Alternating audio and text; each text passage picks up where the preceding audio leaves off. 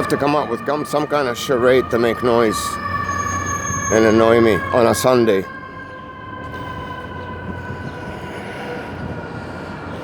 Psychological warfare.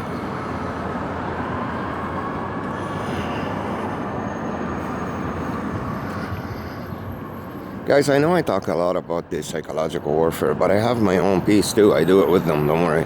I think mine works on them more than theirs work on me. Well, not now. Before, when this first started, there was psychological warfare. It did work, believe me. I've had days, I'm going to open up to you right now, crudely. I've had days where I went home and I was like, I've seen so many couples hold each other, I was going to cry. And I've had days where I've gone home where I couldn't come out of the bathroom, playing with myself 6-7 times in a row because of everything I was being shown out there in public. And not just because of that. It's because you're being stressed. With all the noise and provocations and the mistreatment around you, get stressed. And then you look at something like that, believe me, it's all you can think about then. Because it's the stress that takes you to that level where you need to release. And then you got to release the stress one way or another. And working out, walking, that's all good, but it eventually ends up in your sack, and you gotta get it out. Excuse me for talking like this, but that's the way it works. And I have to be honest with you guys and show you and tell you about everything that I go through, And at first, it was brutal what it was doing to me. But then when I started to understand slowly the nature of this prison that I've lived in my whole life, and slowly found out how it functioned, what were the tactics being used against me, how and who, and everything. So much detail to it. It took me about 10 months to get really educated and found out every single little thing that happened to me my entire life. Every single little thing. Maybe, I've missed a couple of events here and there, but nothing special. I have right now pretty much most of the information necessary in order for me to break this barrier and come out of this evil bubble. So, anyways, now their psychological warfare doesn't work on me anymore. Because you gotta remember something. Psychological warfare exists for a reason. Okay? People don't just do it because they like it. When you need to implement psychological warfare, it means you ain't gonna bite right away. It's a form of barking, which is very effective. Psychologically, you're being barked on. Once you understand how this functions and what it's all about, then you will realize that it's nothing but a charade. Not to say that they won't do anything legitimate that would get you hurt or land you in jail or whatever. They will. But overall, the nature of this prison, it's brainwash. It's all psychological. For you not to realize what's being done to you, how it's orchestrated, for you not to be able to think, to understand how you're being attacked. But if you can bypass that and be strong enough to take all these shots and blows and slowly but surely and gradually go up the ladder, figure things out and get stronger and learn how to block these shots or even not to let them affect you anymore, turn them into empty bullets, it takes time.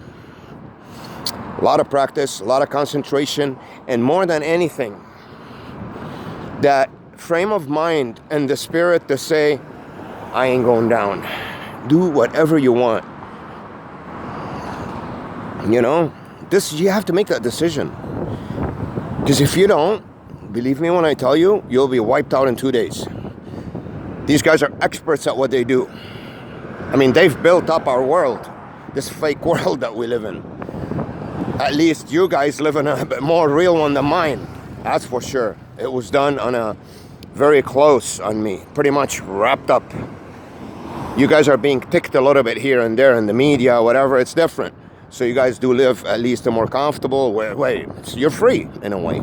Compared to what I am, you're completely free. So, the chopper again, is it? Or the plane or what? There's a red one, this chopper that went by earlier. I think it's on Sherburne and something down there. But the nature of this. Look at all these bikes and cars. Well, people have to come somehow, some way, not only in the subway.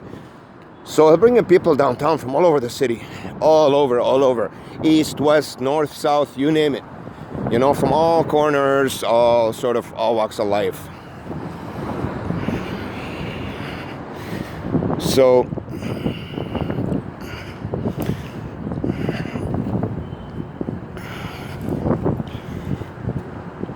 it's a fake sort of it's brainwash, pretty much. That's all it is. It's brainwash. You're completely surrounded with that. Once you understand that everything that surrounds you, you're supposed to not even see it, because it's garbage. It's supposed to clutter your mind and hurt you. None of it is good for you. And if everything on your surrounding, that's how this is designed. To pay attention to it, to get dragged into it, it's all crap. You have to concentrate, stay focused, bypass all this crap around you, and it doesn't exist. This is easier said than done. You need to have enough strength to do this. Once you built up the know-how, the knowledge, and understand everything that's going around you, built up enough strength to be able to do that, then you're ready. You're ready to pierce that bubble. That's what they're afraid of now, because they know I'm ready. They listen to my videos too, obviously. They know everything about me. And they know now I have a full understanding of the nature of this prison, this moving bubble that precedes me everywhere. And I have the know-how and capabilities to pierce it. That's why they're threatening me a lot. You see a lot of cops on my trail everywhere I go, cars, standing, whatever. It's pretty much another way of saying the law is very close on you. You breathe the wrong way and you're in jail. So psychologically, it does affect you because it slows you down from your goal. This is fear implementation. Nothing works better than fear. You know? How are you? Yeah, how's it going? So nothing works than fear better. And, you know, it's at the same time you want to be nice to people. At the same time, you don't want to make too much commotion. Because the commotion will take you to a place where it'll be easy to entrap you and you know, trick you. So you want to keep a low profile, but not too low to be almost non-existent.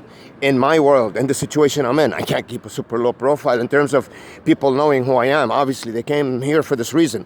Everyone around me knows who I am and how I'm like and what they're meant to do to me. But keeping a low profile in terms of contact with them, not too much, and not to all of them, not too rude. You have to walk a very fine line in my shoes, guys, because they're waiting for any mistake. Right now, for example, if I see an attractive woman that I like, I could say the wrong thing to her, and I could be slapped with, you know, whatever, sexual harassment or whatever they want to call it, you know? Even though I didn't mean it that way, or I didn't say the exact word, I said something else. You got to remember that. So I'm walking a very dangerous fine line. I have to be careful. Every single action that I do is calculated. You know, look at where I stand. I am fighting here, not fighting, I'm defending myself from an intrusion of a huge entity that has so much power to make me disappear in a second. I know that. That's why I don't expect anything good coming out of it in the end for me, no matter what I do. But I'm still gonna do the right thing. But it's worth a try, you know? It's to say that I'm hoping for a miracle here is an understatement. A miracle is not enough to get me out of this. So you have to really believe in yourself, man, in order to take the necessary steps forward while you're being perpetrated upon in this fashion. Guys, I could go anywhere in the city. Every street I get to, by the time I get to it, it's filled up with this.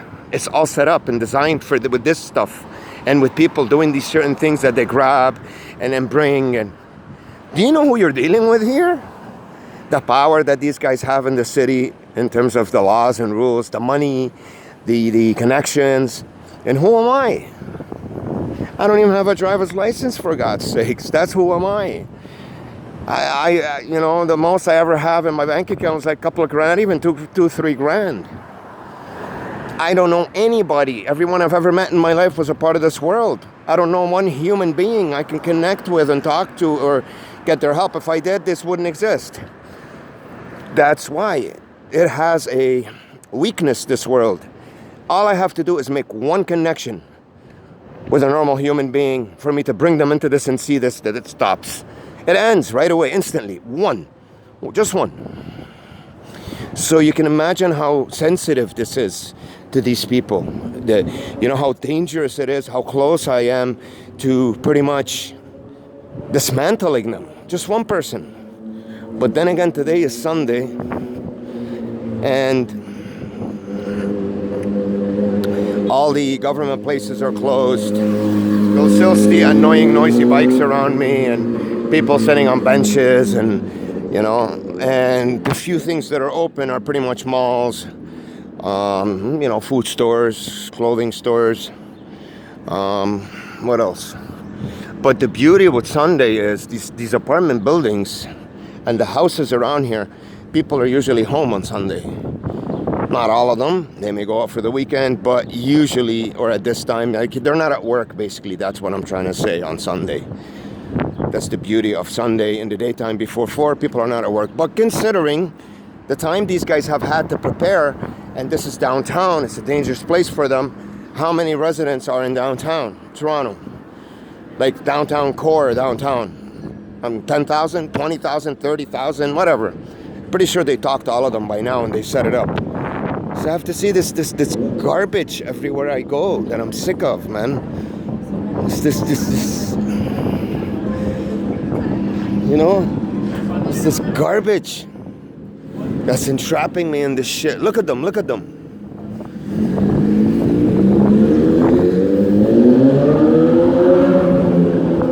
Imprisoning me in this hellhole. Look, look, look. One there. One there. Look. Look at downtown. Shouldn't be anybody here now. Watch how fast this guy's gonna come. Look, another one here.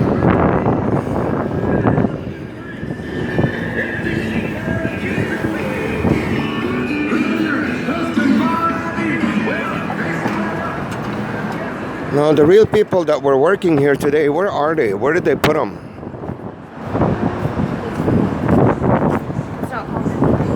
I'm gonna stop recording for a bit, guys.